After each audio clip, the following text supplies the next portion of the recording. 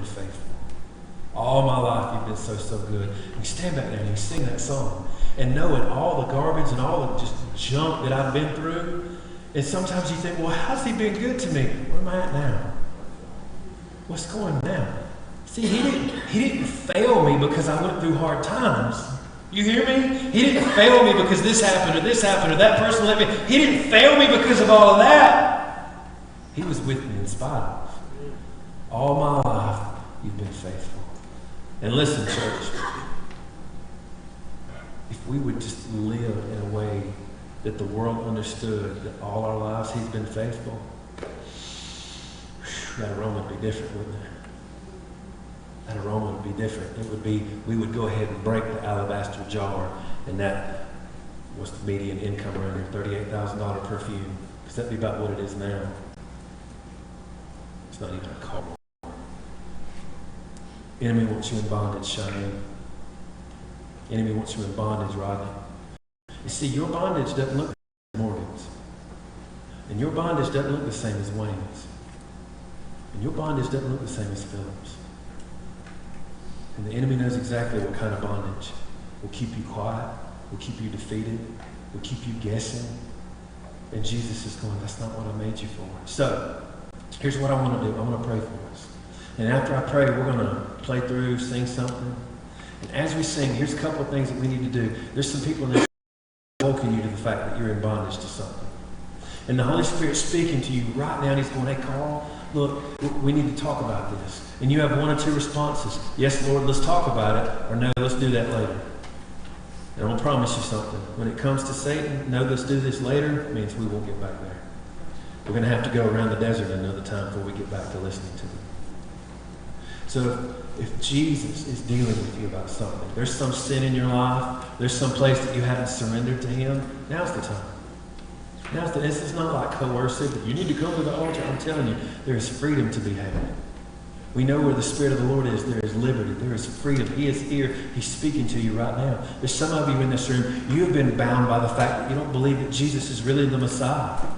You've never actually given your life to him. You don't understand that this life is a drop in the bucket compared to eternity, and he made you to be with him forever. Yes, hell's a reality, but heaven is a much greater, not a reality, but heaven is a much greater understanding. You don't fall in love because you're scared to be alone. We don't follow Jesus because we're scared to go to hell. You hear me? We follow Jesus because we find him trustworthy. So, and maybe there's people in your life, maybe there's people in your family that you know they're bound in sin. Maybe they needed to hear this morning. You know they're bound in sin. And you see that it's toilet paper. But they got their eyes closed and they believe they can never break out. Guess what you get to be? You get to be a prophet. You know what a prophet is? A prophet is somebody that goes and tells what God tells them to say. And you get to go and speak in the name of the Lord. You just wrapped in toilet paper. Let's go. Romans 8:12 says that you are not obligated to the flesh. And what that means is, when the enemy comes and says, Melinda, that's just all you'll ever be. You're never going to break free of this sin. It's never going to be different than it was. I got you. And Jesus says, I'm sorry. I'm holding the keys. I got you. Some of you in this room, you need to tell the devil to shut his mouth. You need to begin believing the voice of your Father rather than the voice of the enemy. Father, thank you for your word. Thank you that it is sharp and active. And I thank you that right now in this room, you are speaking to hearts, Holy Spirit. There's people in this room that have figured out, oh my gosh, I really am in bondage. I've been justifying this sin. I've been justifying looking at this. I've been justifying talking to this person about that. I've been justifying lying. I've been justifying sowing discord among the brothers. I've been justifying all these things. But Holy Spirit, you have revealed to me this is really going to harm me. And that this is really the enemy coming against me. I pray that like the prodigal son, once the realization happens, they would understand that you're on the porch waiting for them. Come home.